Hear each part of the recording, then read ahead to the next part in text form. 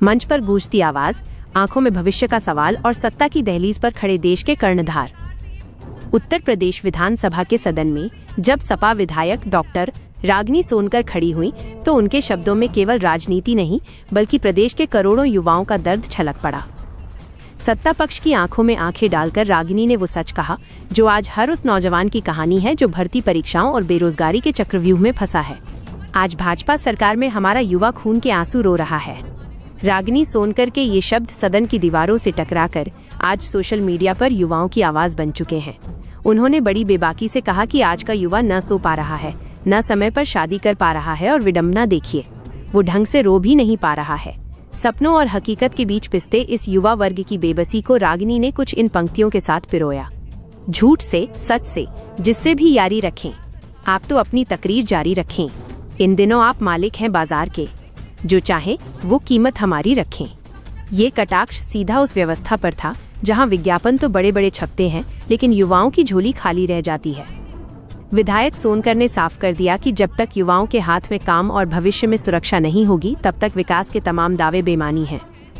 उत्तर प्रदेश की सियासत में रागिनी सोनकर का ये अंदाज न केवल सरकार के लिए चुनौती है बल्कि उन युवाओं के लिए उम्मीद की एक नई किरण भी जो बरसों से इंसाफ की राह देख रहे हैं। मैं आभार व्यक्त करना चाहूँगी। मैं लोक सेवा आयोग विभाग मंत्री जी से ये पूछना चाहूँगी कि आज उत्तर प्रदेश की भारतीय जनता पार्टी की सरकार में हमारे युवा खून के आंसू रो रहे हैं। आदरणीय मंत्री जी, आज का हमारा युवा न शादी कर पा रहा है, न सो पा रहा है, न ठीक से रो पा रहा है। आदरणीय अध्यक्ष महोदय, युवाओं की पीड़ा सुनने पे इतना कष्ट क्यों होता है भारतीय जनता पार्टी को?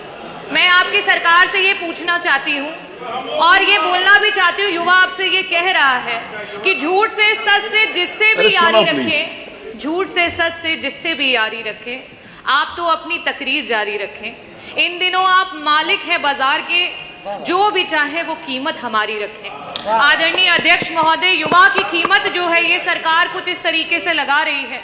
मैं माननीय मंत्री जी आपसे ये पूछना चाहूंगी कि आए दिन विज्ञापन जो आ रहे हैं लोकसभा आयोग के, उसमें जो रिक्तियां हैं उनकी जानकारियां गलत आ रही हैं। एक बच्चा जो तैयारी करता है, एक अभ्यर्थी जो तैयारी करता है परीक्षा की, उसको जब गलत तरीके की जानकारियां, नंबर ऑफ सीट्स की जानकारियां गलत आएंगी तो वो उसका क्या मनोबल रहेगा, वो किस तरीके से परीक्षाओं में बैठ पाएगा? तो क्या सरकार, मेरा पहला प्रश्न ये है कि विभागों में कुल कितने पद रिक्त हैं और इन पदों को कब तक सरकार भरेगी? क्या इसका ब्यौरा आप पटल पे रखेंगे?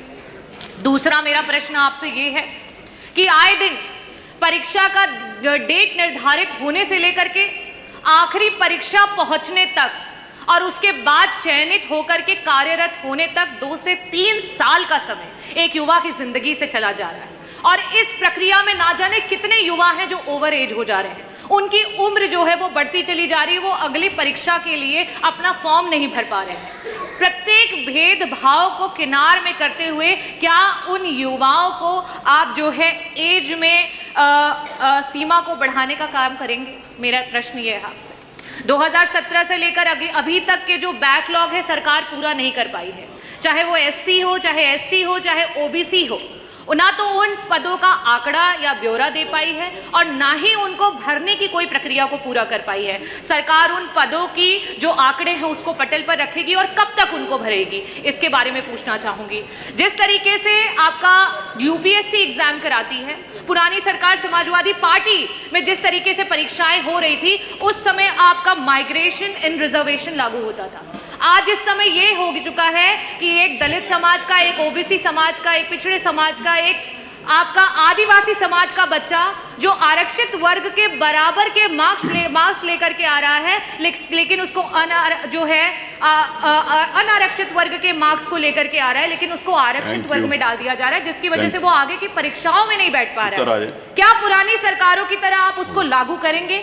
और मेरा लास्ट का, क्योंकि पारदर्शिता बहुत जरूरी है, इस समय नॉर्मलाइजेशन और स्केलिंग जो है वो खत्म हो चुकी है, अंक बच्चों के दिखाई नहीं पड़ रहे हैं। क्या सरकार इसको पारदर्शिता से लागू करेगी? बहुत बहुत आभार। लखनऊ की हर बड़ी हलचल, अपराध की सच्ची खबरें, द लखनऊ टाइम्स, सबसे तेज, सबसे सही।